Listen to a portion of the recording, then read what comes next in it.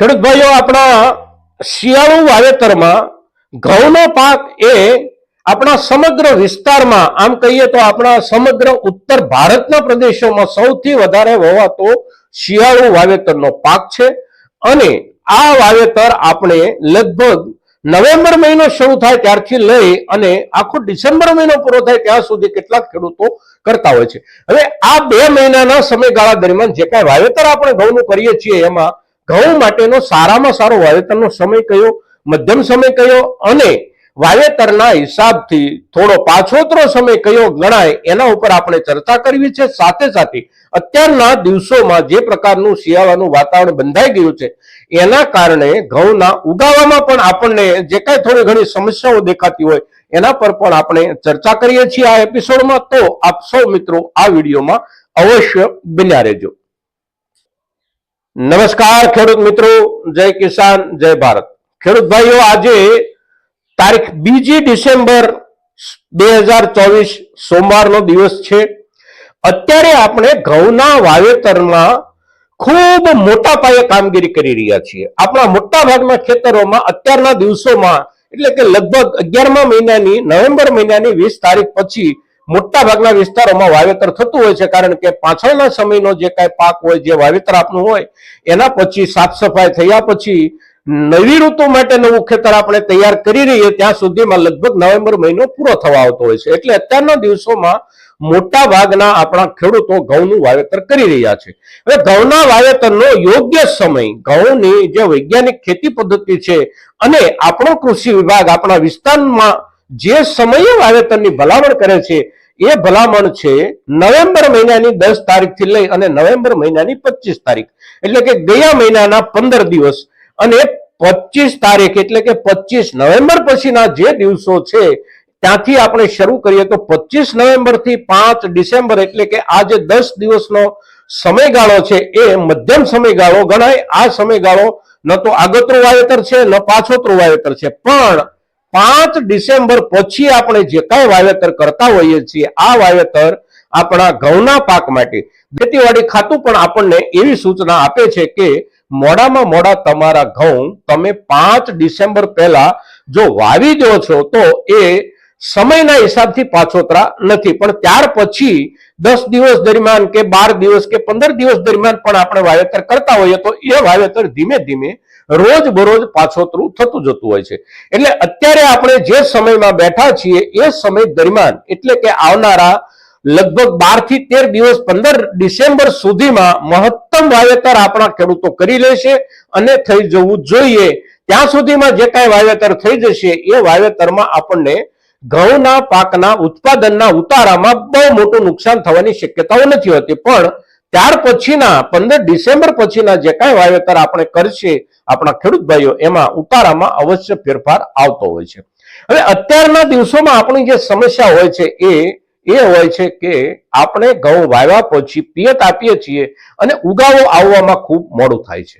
એનું એક કારણ સ્વાભાવિક રીતે આપણે સૌ જાણીએ છીએ અને આપણો અનુભવ હોય છે ખેડૂતોનો કે અત્યારે વાતાવરણની અંદર ખૂબ ઠંડી ગોઠવાઈ ગઈ છે. સારી રીતે ઋતુના હિસાબથી અત્યારે રાત્રિ પણ ખૂબ ઠંડી છે અને દિવસના સમયે પણ એવો તડકો નથી પડતો કે જેને આપણે તાપ કહી શકીએ. તો આ સમય દરમિયાન આપણા ઘઉંના ઉગાવામાં જે ફરક પડતો હોય છે, સારા વાતાવરણમાં એટલે કે થોડી ગરમી વાળા વાતાવરણમાં જેટલી ઝડપથી આપણા ઘઉંના વાવેતરમાં ઉગાવો આવતો હોય છે એટલી ઝડપથી અત્યારે આપણા ઘઉંના વાવેતરમાં ઉગાવો નથી આવતો. 2 થી 3 દિવસ, લગભગ 3 દિવસ જેટલું મોડું થાય છે ઉગાવો આવવામાં. હવે આ સમયમાં જે મોડું થાય છે એની સામે મોડું થવાની સાથોસાથ આપણા ઉગાવાની જે ટકાવારી હોય છે, જેમ કે આપણે 1 વીઘામાં વાવેતર માટે જેટલા દાણા નાખ્યા જમીનમાં એમાંથી ઉગવામાં કેટલાક દાણાઓ બિલકુલ પોતાનું ઉગવાનું કામ જ છોડી દેતા હોય છે ઠંડીના કારણે.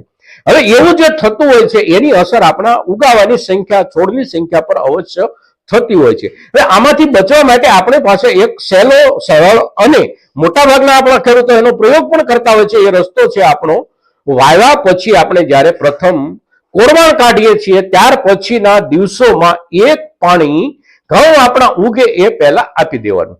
હવે એ જે આપી દેવાનું પાણ છે, બીજું પાણ, એ પાણ આપણે કયા દિવસો દરમિયાન આપવું જોઈએ અને દિવસોના તે વાતાવરણના હિસાબથી એને આપણે કેવી રીતે આપવું જોઈએ. તો આપણે વાવ્યા પછી પહેલું પાણ જ્યારે આપીએ છીએ, કોરવાણ જ્યારે આપીએ છીએ, ત્યારે કોરવાણ પછી મોડામાં મોડું ત્રીજા કે ચોથા દિવસે આપણે બીજું પાણી આપી દેવાનું છે ઘઉંના સારા ઉગાવવા માટે. અને બીજું કે ત્રીજું પાણ જે આપણે આપીએ છીએ એ પાણી બિલકુલ ઓછી માત્રામાં આપણે આપવાનું છે. આપણા કેરાની અંદર, આપણા ભરડાની અંદર કોઈ પણ જગ્યાએ પાણીનો ભરાવો ન થાય એ રૂપમાં આપણે બીજું પિયત આપવાનું છે સારા ઉગાવવા માટે. આપણે જ્યાં જ્યાં જરૂર લાગે એવા ખેતરોની અંદર બીજું પાણ આપવા માટેનો બેસ્ટ સમય છે પહેલા પાણ પછી ત્રીજો દિવસ. ત્રીજા દિવસે જો આપણે ન આપી શક્યા તો મોડામાં મોડું ચોથા દિવસે પાણી આપી દેવું. ચોથા દિવસે જો નથી આપી શક્યા તો પછી પાણી આપવાનું જોખમ કરવું નહીં. જે કાંઈ ઉગવાનું હશે એ ઉગશે. મોટા ભાગે એવું બનતું હોય છે કે આપણે ક્યારેક ક્યારેક ચોથો દિવસ કે પાંચમો દિવસ આવી જાય અને પછી પણ કેટલાક ખેડૂતો વધારાનું પિયત આપતા હોય છે. એ વધારાનું પિયત આપવાથી આપણા છોડને, આપણા ખેતરને કોઈ ફાયદો થતો નથી. કેટલીક જગ્યાએ નુકસાન થવાની પણ શક્યતાઓ હોય છે. તો બીજું પાણી જે કાંઈ આપણે આપવાનું છે એ આપવાનું છે ત્રીજા દિવસે. ત્રીજા દિવસે ન આપી શકીએ તો ચોથો દિવસ, એનાથી વધારે મોડું કોઈ પણ સંજોગોમાં આપણે પિયત આપવાનું નથી. તો આજના દિવસે ઘઉંનો ઉગાવો અને અત્યારના દિવસોમાં ઉગાવાની સમસ્યા, અને એ ઉગાવાની સમસ્યામાં આપણે થોડું હળવું રાખી શકીએ, આપણા ખેતરના ઉગાવાની સમસ્યાને આપણે થોડી હળવી રાખી શકીએ, એટલા માટે શું થઈ શકે એની જ્યારે ચર્ચા કરી છે ત્યારે આપણો આ વિડીયો મહત્તમ ખેડૂતો સુધી પહોંચે. ખાસ કરીને આજના દિવસોમાં મોટાભાગના ખેડૂતોની ઘઉંની ખેતીમાં સમસ્યા છે, તો આ સમસ્યાથી આપણા ખેડૂતને થોડી રાહત થાય એટલા માટે આ વિડીયો આપનો મહત્તમ ખેડૂતો સુધી પહોંચાડવાની આપ સૌની જવાબદારી આપ અવશ્ય નિભાવશો એવી અપેક્ષા સાથે જય કિસાન, જય ભારત.